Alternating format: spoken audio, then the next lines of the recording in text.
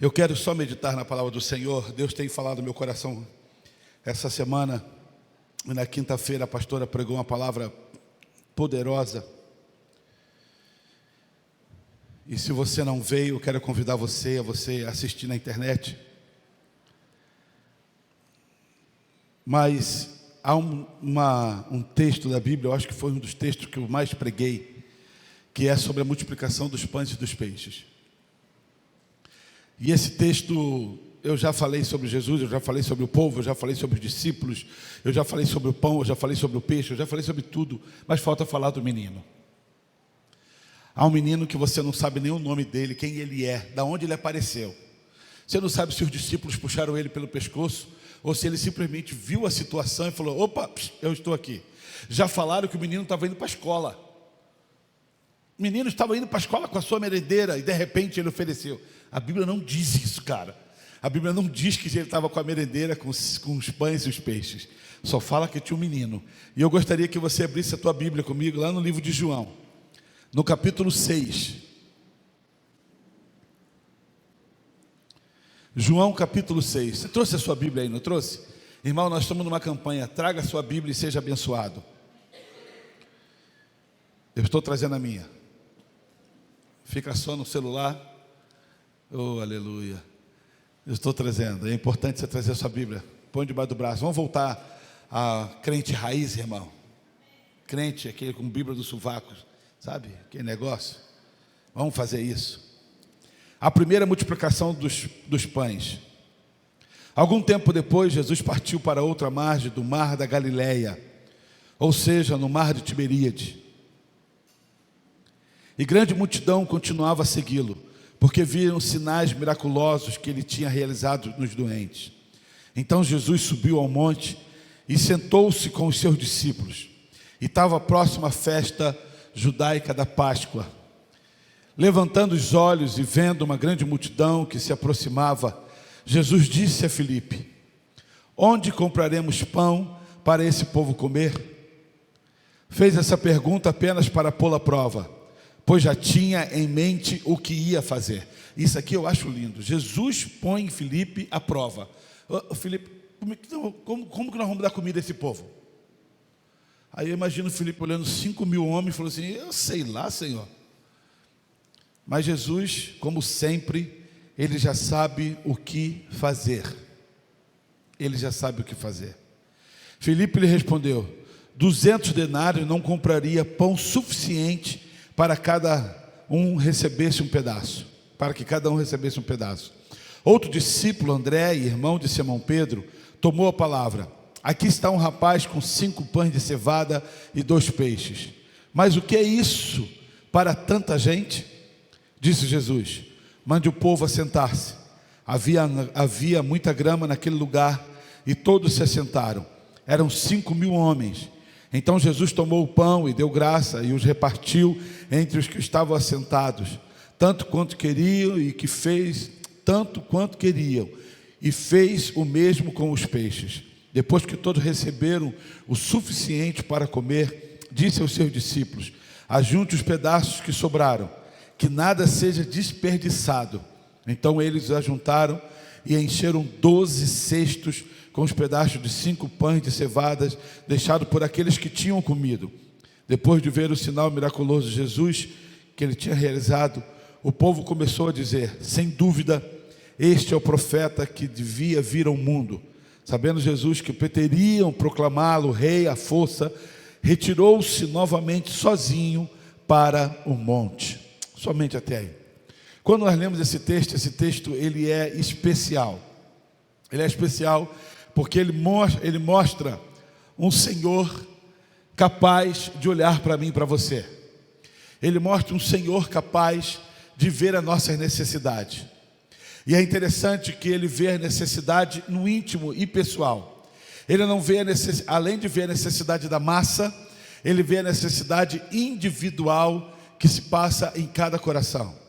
Nós não somos tratados como qualquer um. Sendo tratado como filho, Deus conhece a sua necessidade no individual. O Senhor, a palavra do Senhor diz que ele prega, que ele ensina aquele povo, 5.000 homens aproximadamente, E quando termina, pergunta para um dos seus discípulos: como nós vamos alimentar esse povo todo? Ele fala: Senhor, nem com 200 denários daria para poder comprar. É bastante dinheiro, irmãos, daria para poder comprar. De repente chega outro e diz: olha, tem um menino aqui com os pães e peixes, e nós podemos, mas que também não dá para poder dividir, dar para esse povo comer. Dar para esse povo comer. Rapidinho, irmão.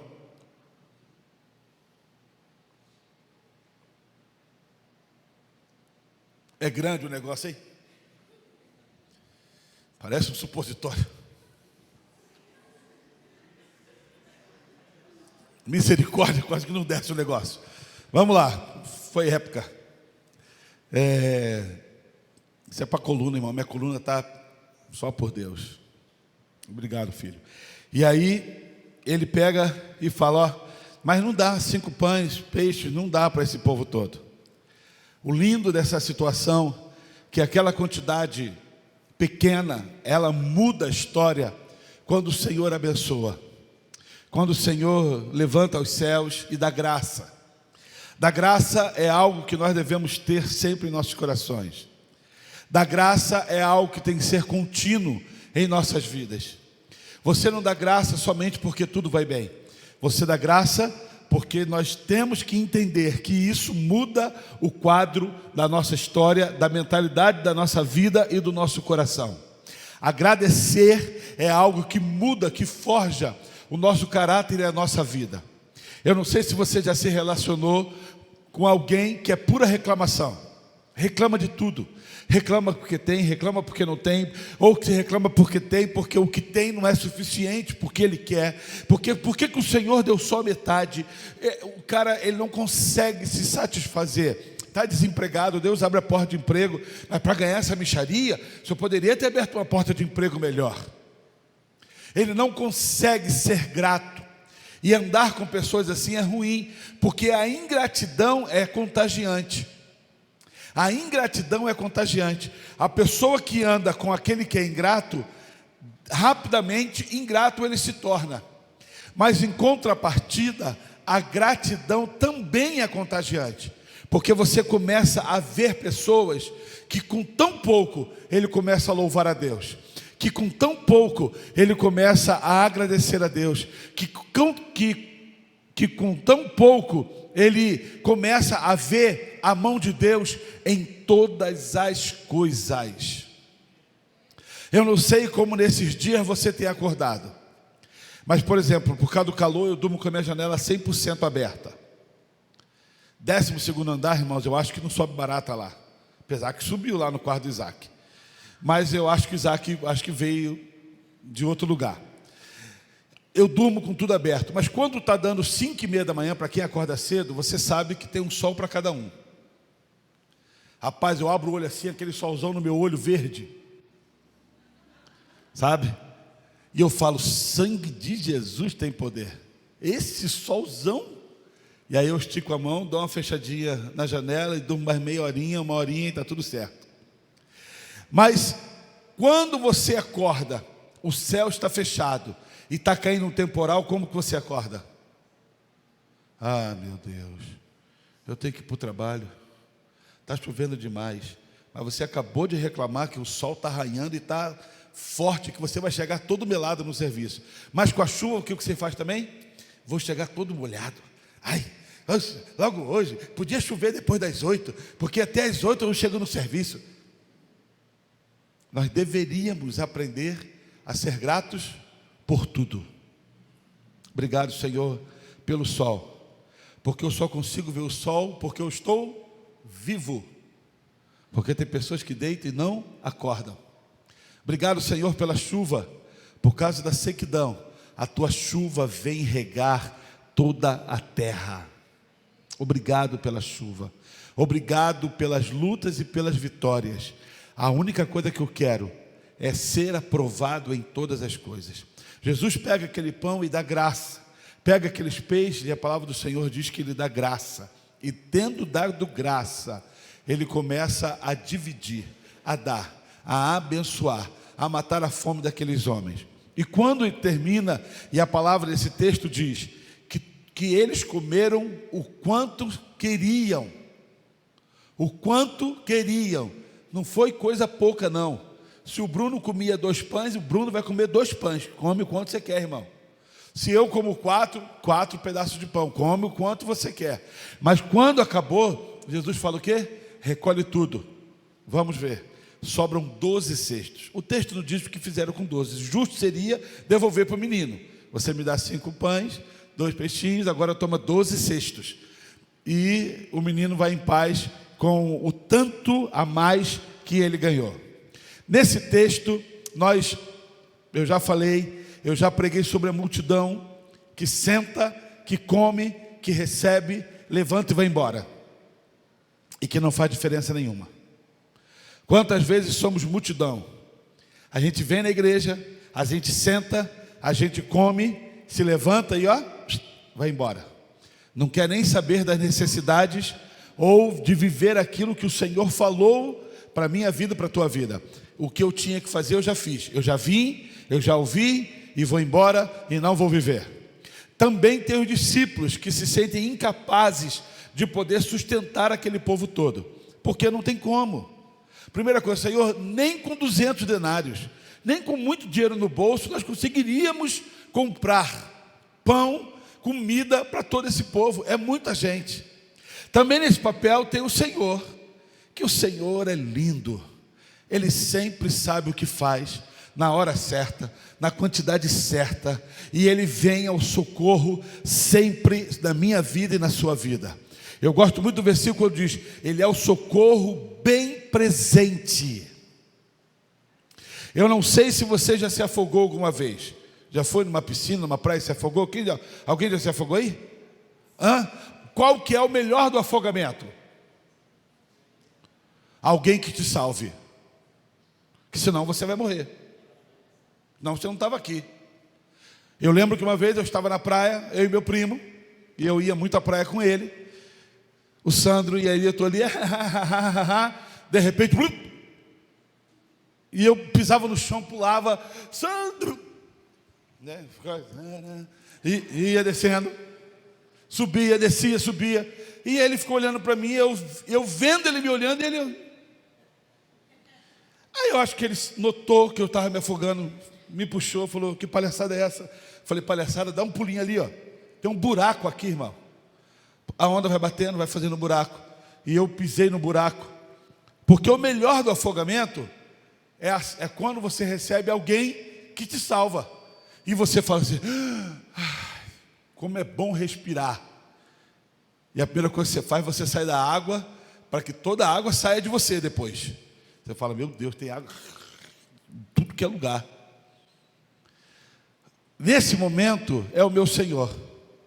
Porque no meio dessa luta de não ter o melhor de tudo, é o momento em que o Senhor entra para agir em favor daqueles 5.000 homens, ou daquelas pessoas que ali estavam. É o momento do socorro.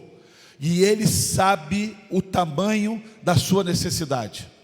Ele sabe o tamanho do buraco em que você se meteu. Ele sabe da luta ou da necessidade que ronda a tua casa, a tua família, a tua angústia, o teu coração. Ele sabe. E sabendo, Ele vem ao nosso socorro. É o socorro bem presente. Bem presente. Na hora da angústia, na hora da tribulação. É o Deus da medida certa.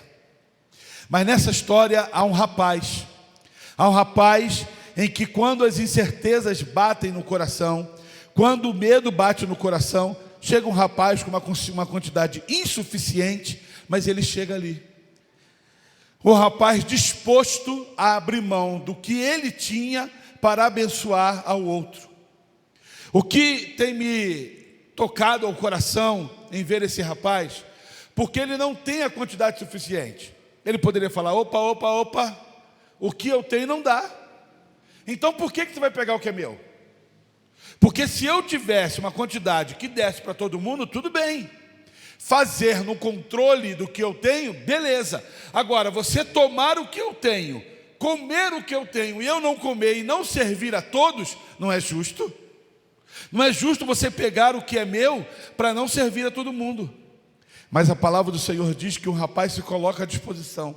Eu tenho aqui, os 5 pães. Eu tenho aqui os peixes. E o rapaz oferece tudo o que tinha. Esse rapaz, ele muda o quadro dessa história, porque ele sabe que no seu coração tem um coração de entrega. Tem um coração de fazer a parte dele. Tem um coração pronto a abençoar. E esse rapaz, ele decide fazer isso de forma bonita. E a primeira coisa que eu aprendo com esse rapaz é que esse rapaz tem um coração de generosidade e disponibilidade. Generosidade e disponibilidade. São 2 coisas que eu e você, como cristão, devemos ter. Generosidade. Tem muito crente que perdeu isso no decorrer da sua história. Não sabe mais ser generoso. Não está mais disposto. Para quê, pastor? Tem outros que façam. Para quê? Por que que eu vou lá? Por que que eu vou carregar? Por que que eu vou atender alguém no hospital? Por que que eu vou abraçar? Por que que eu tenho que sair do meu lugar e orar por alguém? Eu não estou disposto. Por que que eu tenho que me oferecer? Eu não vou fazer nada. A disponibilidade é o que muda o quadro de muitas vezes da vida do outro. Ser disposto a abençoar é entender os padrões bíblicos e cristãos para nossas vidas. A generosidade na Bíblia, por muitas vezes, Paulo fala de amor, que nós devemos aprender a compartilhar. O que eu tenho não é somente meu. Deus me deu para administrar, mas para compartilhar. Então, querido, o carro que você tem não é só seu, é para você compartilhar. A casa que você tem, o sustento que Deus te dá, compartilhar. É o grande desafio do Senhor para os nossos corações. No mundo com tanta preocupação do que eu tenho, do que é meu, do que eu posso pegar, do que me pertence, do que eu comprei e você não tem, a vida cristã vai na contramão. A vida cristã, ela anda na contramão do que o mundo prega. Não, eu conquistei, é meu. E sendo meu, eu não preciso compartilhar e dividir contigo. Não. Não é isso que a palavra nos ensina. Não é isso que o Senhor nos dá. Não é isso que a poderosa bênção de Deus é derramada sobre nós. Nós devemos aprender a compartilhar e sermos generosos. Outra coisa que eu aprendo com esse jovem: fé e confiança em Jesus Cristo. Ele sabia que o que ele tinha era limitado, mas sabia que aquele que estava ali era capaz de poder fazer o milagre. Fé e confiança. Você precisa confiar em Deus. Nós precisamos confiar no Senhor. Do nada, tudo Ele fez. Amém, igreja? Se chama do nada. Somente com a sua palavra, somente com a sua ordem, tudo Ele fez.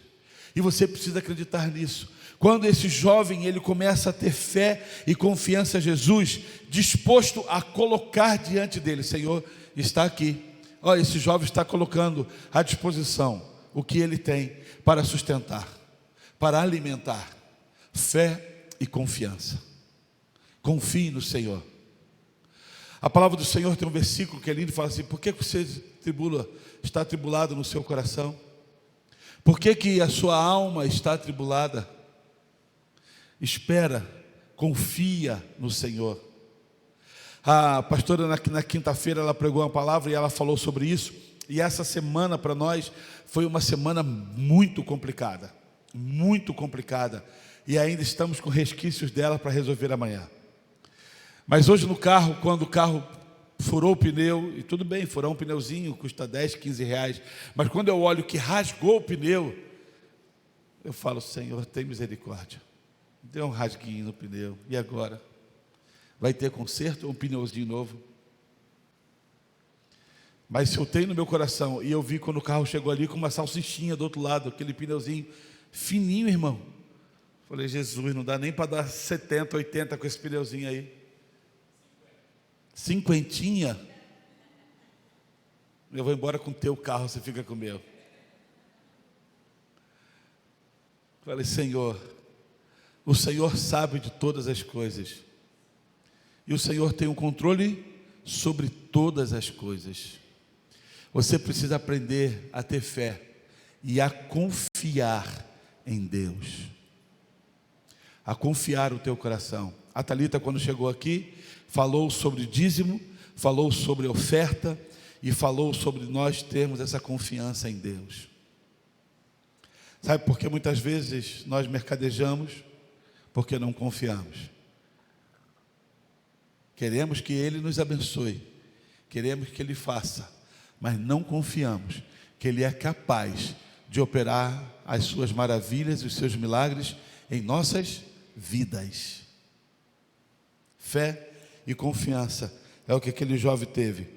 Aquele jovem, ele sabia que o poder de Deus era maravilhoso sobre as limitações.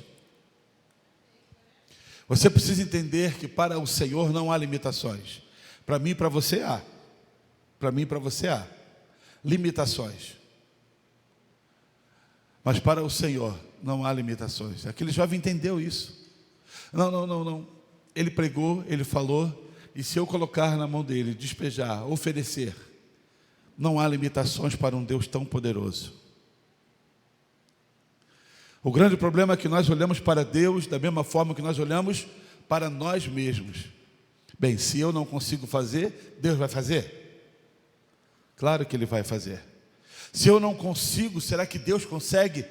Isso é uma visão pequena e medíocre de um Deus tão grande e poderoso. Aquele jovem simplesmente pegou da sua limitação e colocou diante do Senhor. O que é que tem limitado a sua vida? A limitação por muitas vezes nos faz parar, nos faz retroceder. A limitação por muitas vezes nos faz ter medo. A limitação por muitas vezes não nos faz confiar.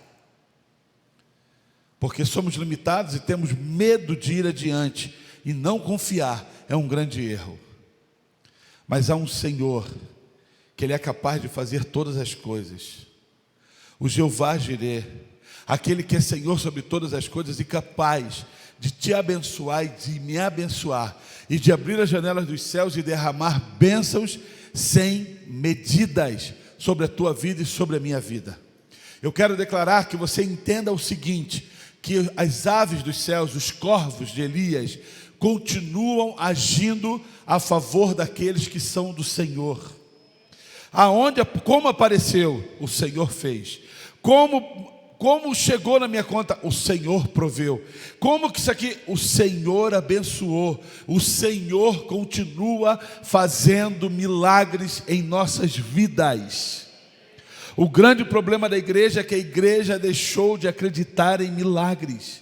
Deixou de acreditar porque ele mede o milagre pela sua limitação. E se eu medir pela minha limitação, nada acontece. Mas se eu tiro de mim e coloco nas mãos de Deus, Ele é Deus que tudo pode. Ele é o Senhor que tudo pode. Ele é o Senhor que abre o mar. Ele é o Senhor que faz muralhas caírem. Ele é o Senhor que ressuscita mortos. Ele é o Senhor que cura. Ele é o Senhor que levanta. Ele é o Senhor que restaura. Ele é o Senhor que abre portas e faz o milagre acontecer sobre a minha vida e sobre a tua vida. Ele é o Senhor da multiplicação. E você precisa acreditar nisso. Viver nas nossas limitações é declarar que 2025 será o mesmo ano de 2024 ou pior. Viver segundo as nossas limitações é declarar que vamos continuar vivendo da mesma forma que vivemos. A minha oração é: Senhor, eu não quero viver da mesma forma. Eu não estou reclamando de 2024, foi bênção. chegamos até aqui, e foi só pela graça do Senhor, mas eu preciso de algo novo, eu preciso avançar no Senhor, eu preciso crescer, eu preciso romper, não para mostrar, não para poder vangloriar, mas para declarar que Jesus Cristo é Senhor, e sendo Ele Senhor, os milagres continuam acontecendo em nossas vidas. Precisamos acreditar nisso, irmãos.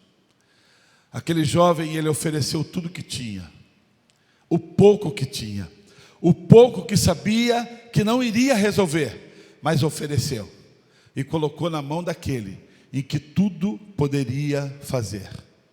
Nessa noite, a minha oração para você, e nós estamos encerrando, é que você entenda que você precisa colocar tudo nas mãos de Deus. Senhor, é tão pouco. Você já aprendeu que o pouco para Deus torna-se muito em multiplicação e milagre. Que você precisa colocar tudo. Lá vem o pastor falar de dinheiro. Eu não falei dinheiro. Você precisa colocar o teu coração diante de Deus. Você precisa colocar a tua disponibilidade diante de Deus. Você não é disponível a nada na igreja. Tudo que vão te pedir você não pode. Você não quer. Você não faz. Você não vem. Você não contribui. Você não abraça. Você não faz nada. Só senta e assiste, levanta e vai embora. Não foi essa vida que Deus nos convidou. A vida de cristão é muito mais que isso. É uma vida que exala a presença de Deus todos os dias de nossas vidas. Amém, queridos? Você pode ficar de pé nesse momento. E eu quero orar por você.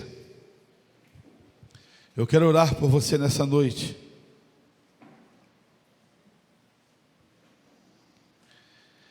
E eu gostaria que,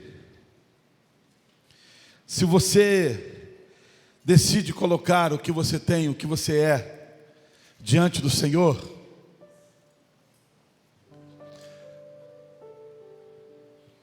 você gera ação. Quando nós decidimos colocar o que temos, o que somos, diante do Pai, isso gera em nós ação. É a mesma ação que aquele jovem gerou quando se apresentou.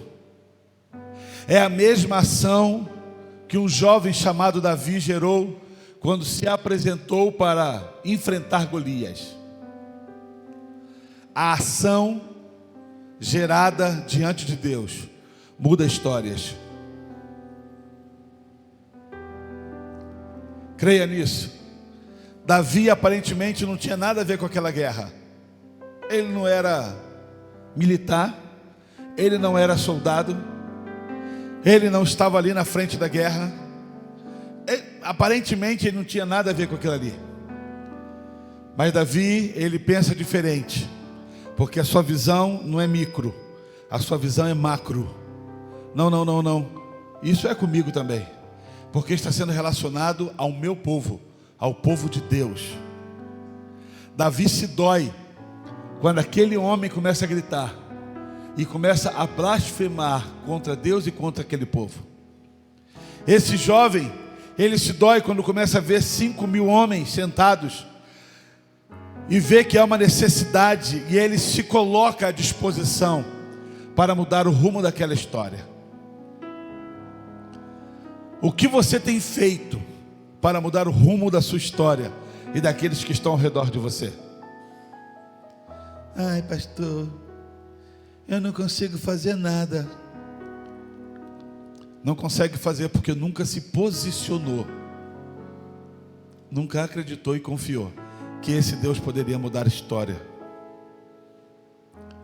Nessa noite eu quero te incentivar a você colocar o seu coração diante de Deus e falar: Senhor, tudo eu entregarei, tudo é seu, tudo é seu. Eu quero estar à sua disposição, eu quero estar disponível. O que tiver as minhas mãos eu faço. Aquilo que eu posso palpar, eu faço. Aquilo que o homem tem que fazer, eu faço. Mas o sobrenatural, o transcendental, eu deixo com o Senhor. Nessa noite você poderia fazer isso. Fala: Senhor, eu faço a minha parte. Eu coloco a minha parte nas tuas mãos. Eu coloco a minha vida nas tuas mãos. Marcar histórias são homens e mulheres que dão o primeiro passo e que vão adiante. Talvez alguns falem: não serve, é pouco, é pequeno. Você nunca fez, por que está querendo fazer agora? A grande diferença é em quem você tem crido e aonde você tem depositado. Aonde você tem depositado. E nessa noite eu quero convidar você a depositar diante de Deus. Deposita diante de Deus a tua vida. E tudo que sonda, que ronda, que envolve a tua vida nessa noite, em nome de Jesus. Pai querido, nessa noite, ó Deus, nós meditamos na tua palavra e entendemos que sempre vai existir uma multidão que só precisa se alimentar. Entendemos, ó Pai, que de vez em quando vão ter alguns que vão nos incentivar, mas outros vão falar: isso é pouco. Mas também entendemos que sempre haverá um Deus capaz de fazer infinitamente mais do que aquilo que nós pedimos, do que aquilo que nós pensamos. Haverá sempre um Deus, um Senhor, disposto a pegar o pequeno, o micro, e transformar em macro. Disposto a pegar o que oferecemos e fazer daquilo que oferecemos algo sobrenatural. Pai, que o milagre seja real e constante em nossas vidas. Pai, que o milagre seja constante na vida dos meus irmãos. Que a cada amanhecer vejamos a tua glória. Que a cada anoitecer vejamos o teu poder. Que a cada momento vejamos o Senhor agindo de forma sobrenatural em nossas vidas. Pai querido, nós nos colocamos à disposição e colocamos a nossa fé em prática e declaramos, ó Pai, que todas as necessidades nós colocaremos nas nossas mãos, nós nos envolveremos, nós buscaremos, nós nos consagraremos, nós vamos nos oferecer, e o milagre virá a cada dia sobre nós. Abençoa-nos, ó Pai, fortalece-nos a cada dia, guarda a tua igreja. Deus, nessa semana começa a festa da carne, aonde homens e mulheres eles se expõem publicamente em sedução, se expõem publicamente. Quantos casamentos são desfeitos, quantas enfermidades são alastradas, quantas coisas de promiscuidades acontecem. Mas Pai, queremos guardar os nossos corações diante de Ti, queremos guardar os nossos ouvidos, os nossos olhos. Queremos, ó Pai, pedir que o Senhor guarde a Tua igreja, não só a comunidade, mas a igreja do Senhor espalhada por essa terra.